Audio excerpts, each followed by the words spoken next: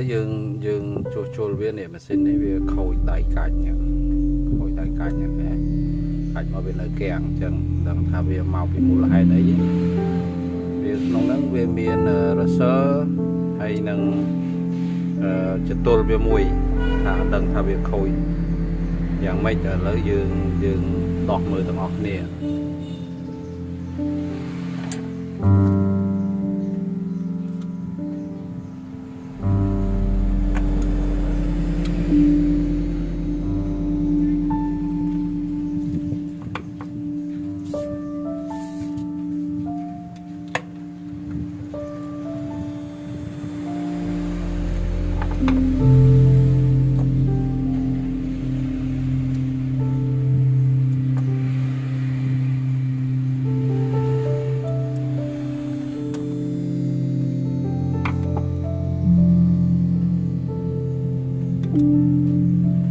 chơi tha rồi sơ biết đôi chị hot ấy nhưng việc bỏ người đầy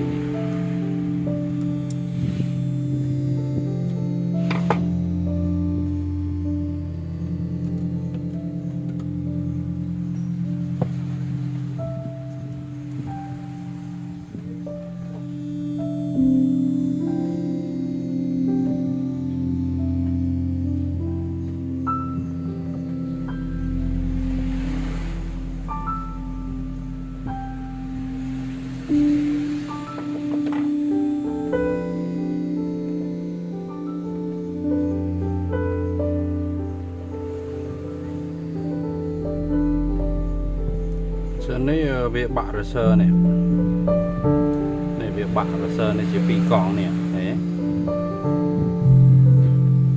việc bạ rồi sơ này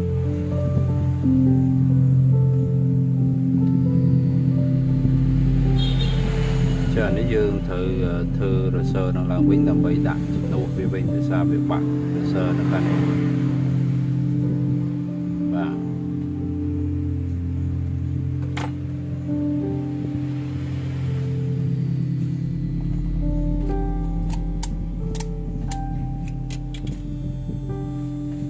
vô lu nè luประเภทนี้คือเกสแมบโยเวียมาวินคือเจรเซอร์จังเซอร์ยังคงมีมาสำคัญยังโหประตู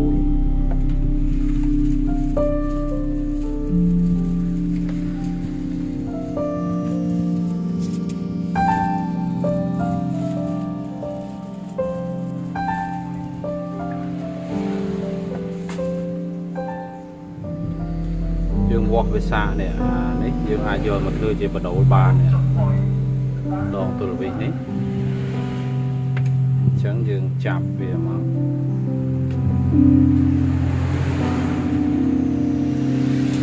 ยังโยเล็ก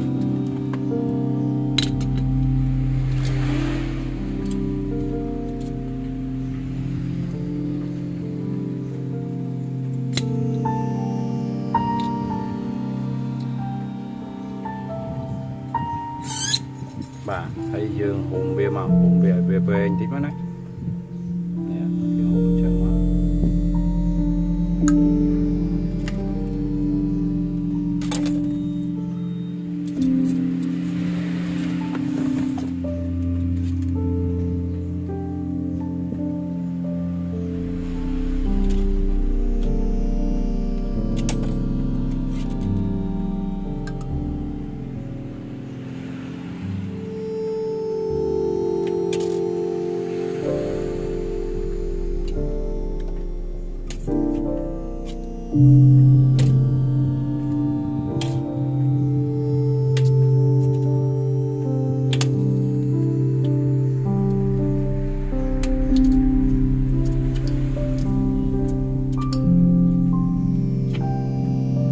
bên xuống hốm nó về rừng à đây nhung không bằng tục là có hôm đầy này vô về chia một phe đầy luôn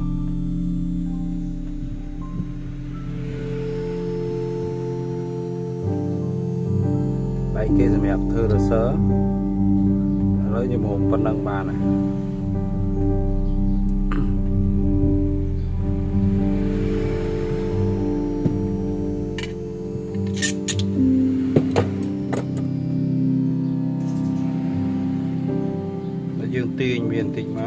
bay ở về từ chia là sở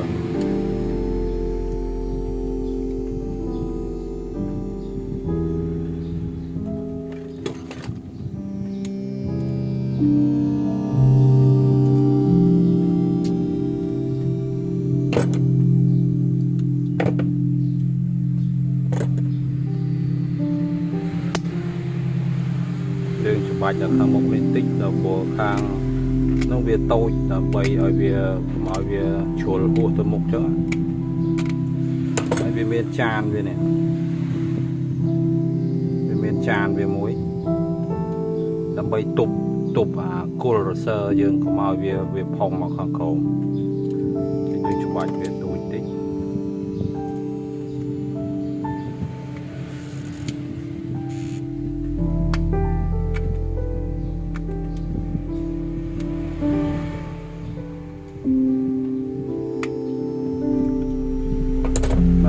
dương bò học bài này ở phía bên chiên tích tại sao việc bạ há là việc bạ mà cần ăn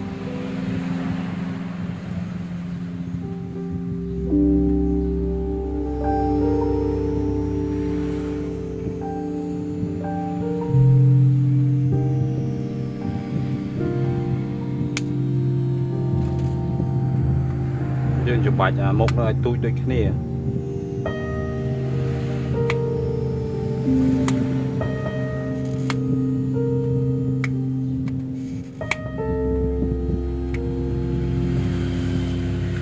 chương lô cho mỗi chan về này làm bay không ai về hua chỗ mà khăn nồng nhé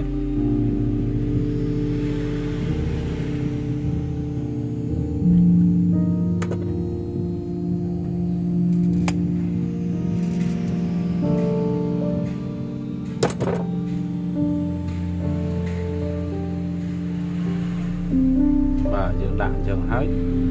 dương vô về mặt lô là khăn nồng ít và bàn chân hái dương đặt trôi quýnh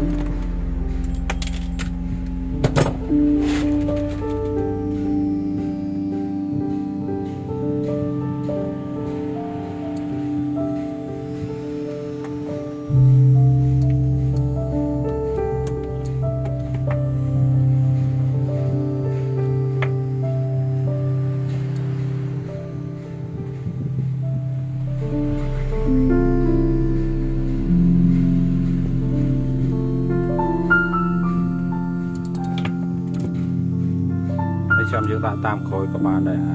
tràn này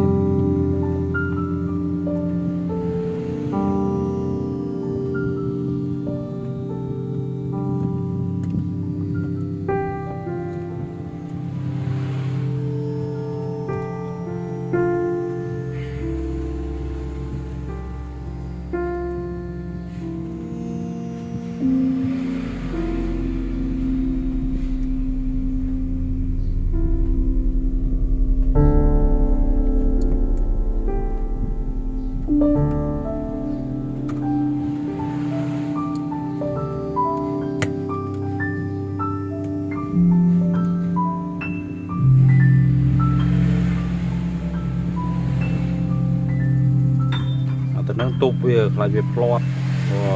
tầm số toàn bát này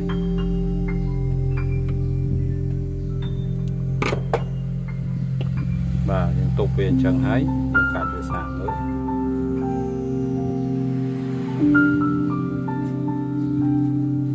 và đấy cái dương đạn chẳng ba nó vận tái vì nơi ở sơ dương nó dương cắt về anh pi chẳng dương thử cắt ở sơ nó trâu lạc bên mặt ban rồi xa chẳng về chà rồi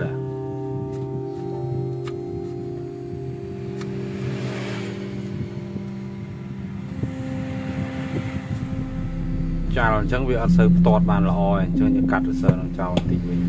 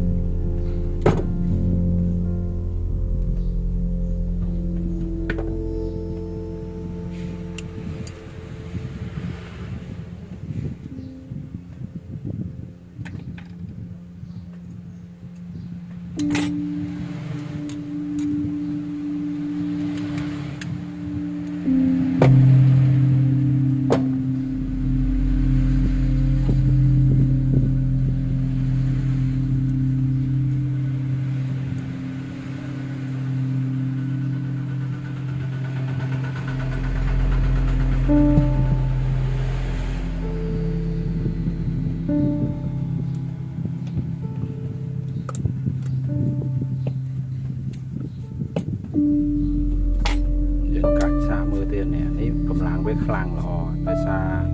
មកយើងដាក់ជើងរសើទៅវាធំណាវាវែងតែអញ្ចឹងវាចាល់នេះគេវានៅសល់អញ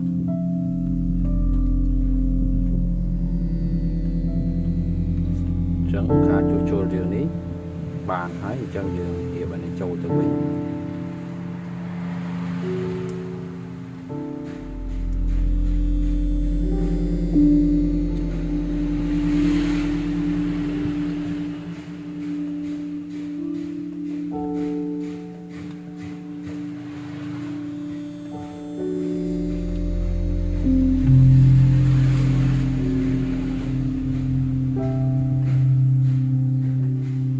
តែហ្នឹងវាមានជ័រមួយនេះមានសម្រាប់ទប់កុំឲ្យជើងនេះវាផ្លាតមកខាងនេះអានេះសម្រាប់សកត់ជើងដៃអូតូវាពេលយើងកាច់ហើយយើងអត់បានកាច់ចុះយើងល្វីទៅវាលោតមកអូតូវិញវាកាច់អូតូឲ្យហ្មងអញ្ចឹងយើងដាក់វាចូលវិញ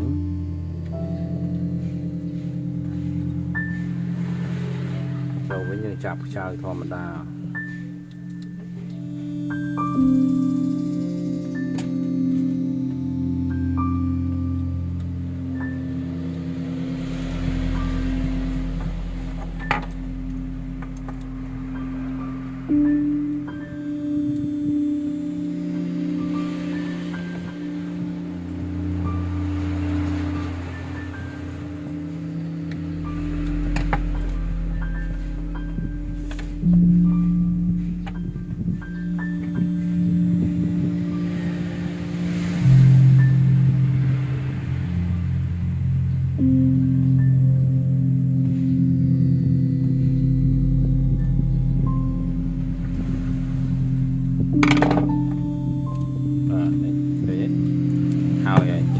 sơ đại bạc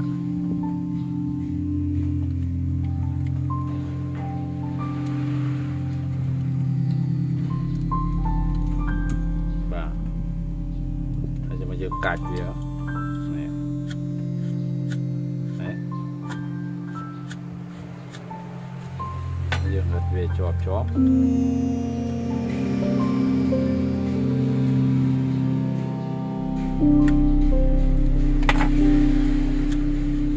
bà hào vậy